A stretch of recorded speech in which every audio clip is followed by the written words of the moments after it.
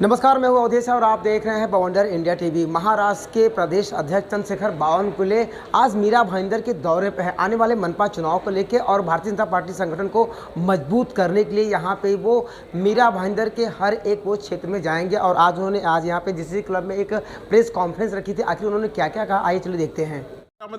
5,65,00,000 लाभार्थ्यांना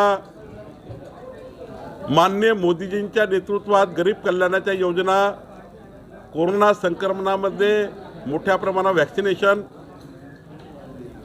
महाराष्ट्राच्या अनेक लोकांना योजना ज्या दिल्या गेल्या आहेत त्या योजनामध्ये महाराष्ट्राचे लाभार्थी माननीय मोदीजींना धन्यवाद मोदीजी असं भावनात्मक पत्र लिहित आहेत, लाभार्थी लिहित आहेत आणि त्या पत्राच्या माध्यमातून 2 कोटीच्या वर लाभार्थी पत्र लिहितील आणि आमची अपेक्षा आहे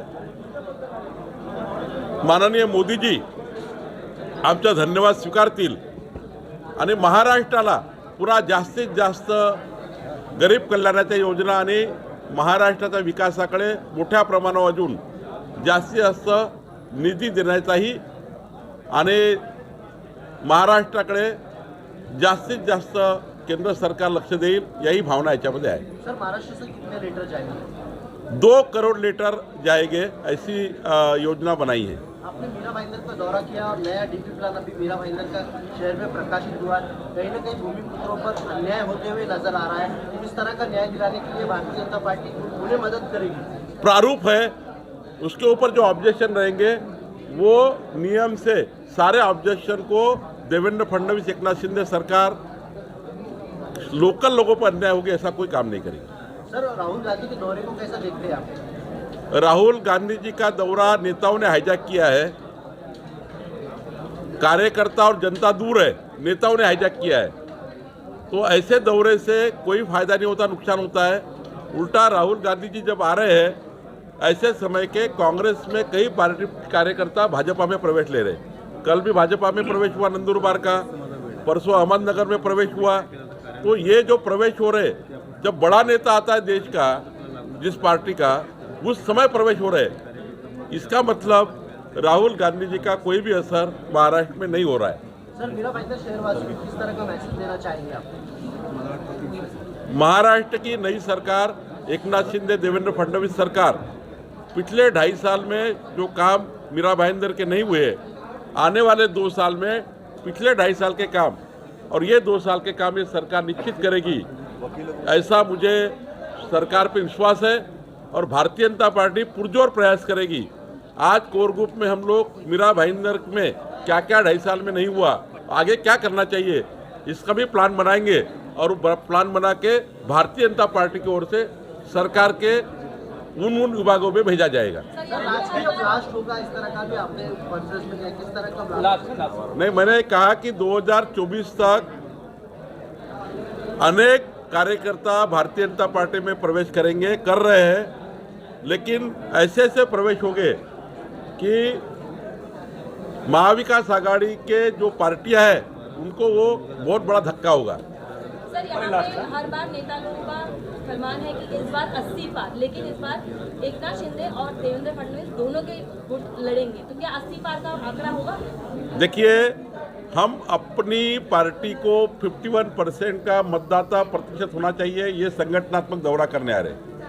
चुनाव के समय में स्थानिक भारतीय जनता पार्टी का जो पार्लियामेंट्री बोर्ड है, कोर ग्रुप है, वो तय करेगा कि उनको क्या करना है और राज्य की पार्टी उनको उनके प्रस्ताव को फिर युक्ति करना है, कौन से सीट पे करना है, कौन से सीट पे नहीं करना है, ये बाद में तय करती है।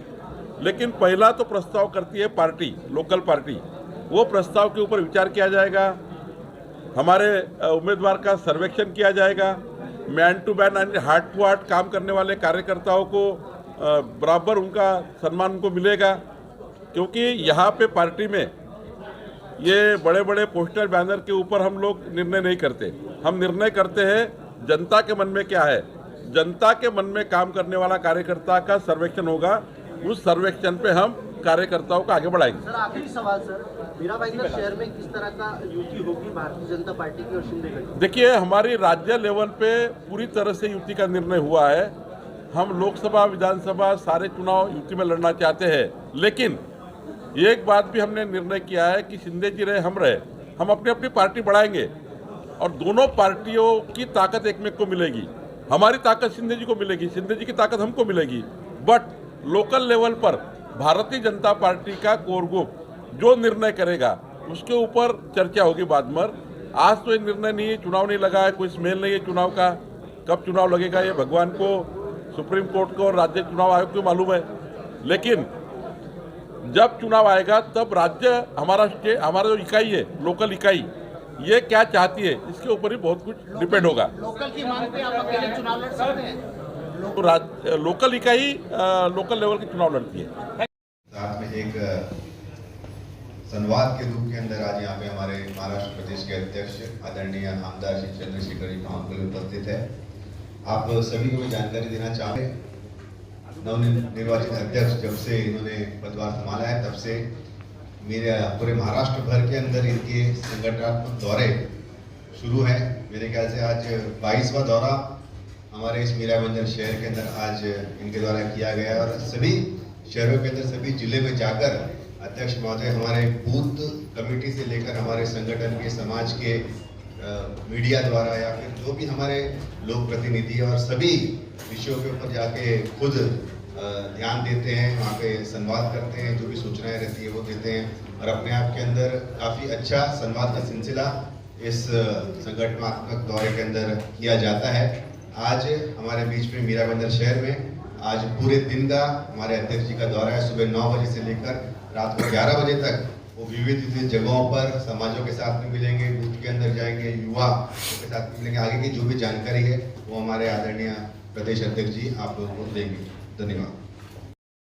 नांदेड़ वर्चस्व है, उद्धव ठाकरे और कांग्रेस और राष्ट्रवादी अपने तरीके से कोशिश कर रही है कि शिंदे गुट के जो देखिए, राहुल गांधी की यात्रा महाराष्ट्र में आ रही, वो नेताओं ने हाईजैक कर ली है। कार्यकर्ता की और जनता की यात्रा नहीं है। कोई भी यात्रा जब निकलती है तो पार्टी मजबूत करने के लिए निकलती है। तो कल नंदुरबार में 3 कांग्रेस के बड़े नगर सेवक का प्रवेश हुआ, राहुल गांधी आ रहे।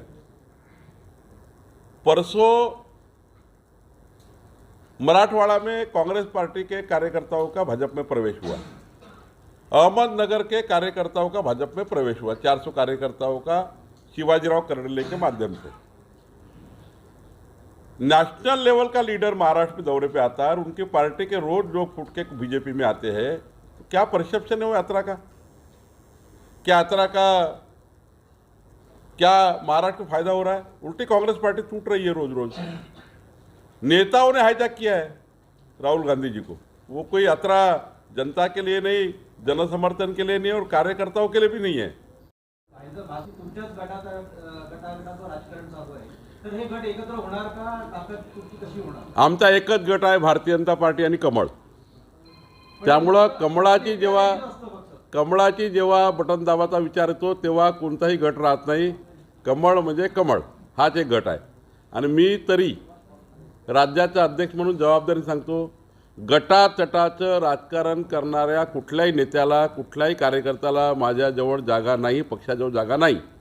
जे गटातटाचं राजकारण करतील ते काही दिवसाकरता आहेत, पण अनेक दिवस पक्षात राहायचं असेल, अनेक दिवस पक्षाचं राजकारण करायचं असेल, त्यांनी गडबाजी करता येणार नाही। 2024 में अभी समय है, आपको 2024 में पक्का दिखेगा कि उनके ऐसे पार्टी के लोग टूटेंगे कि उनको ऐसी कई जगह रहेगी जहाँ पे उनको कैंडिडेट ढूंढने के लिए प्रॉब्लम होगा। उनके बहुत बड़े कार्यकर्ता और बहुत अस्वस्थ है सरकार जाने के बाद, वो सरकार बगैर रह नहीं सकते। और ऐसे ऐसे कार्यकर्ता मेरे पास, आज मैं नाम नहीं डिक्लेयर करूँगा, तो 2024 की बात है, उसको 1.5 साल बाकी है। 2024 में आपको निश्चित दिखेगा कि बहुत अच्छी संख्या में वहाँ कांग्रेस राष्ट्रवादी खाली हो चुकी होगी।